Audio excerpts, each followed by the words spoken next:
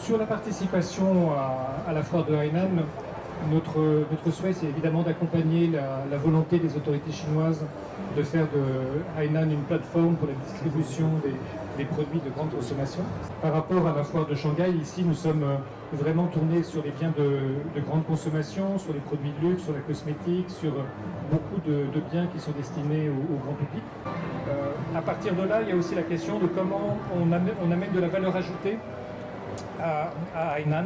Et hier, nous avons eu une discussion avec le secrétaire du parti pour évoquer cette question justement de qu'est-ce que les entreprises françaises peuvent faire pour apporter de la valeur ajoutée à Hainan et aussi pour être plus présents sur toute la partie logistique. Vous avez vu que nous avons Bolloré qui est là, nous avons aussi Mazars qui est présent dans les services aux entreprises. Et puis, plus largement, si on dépasse l'exposition elle-même, nous avons marqué notre disponibilité à coopérer davantage dans le domaine culturel ou dans le domaine éducatif dans l'avenir. Donc on est assez ouvert à de nouveaux projets.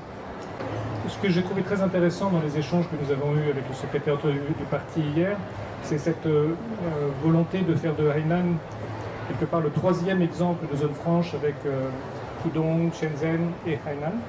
Et donc une vraie volonté à la fois des autorités de l'île, mais aussi des autorités centrales, de faire de Hainan une plateforme pour les exportations, réexportations vers le monde. En fait, c'est ma deuxième visite à Hainan, puisque j'étais venu en septembre dernier pour la réunion du Club des entrepreneurs.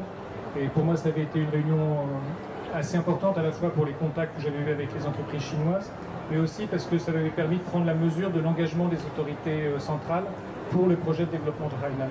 En termes de signal au monde, je ne vois pas de lien particulier avec la pandémie, mais par contre, sur ce que ça veut dire, sur ce qu'est la vie aujourd'hui en Chine et sur le fait que Hainan est un marché particulièrement dynamique et que la Chine a retrouvé sa pleine puissance, là évidemment c'est un message assez fort et en ce sens c'est une très bonne nouvelle pour tout le monde.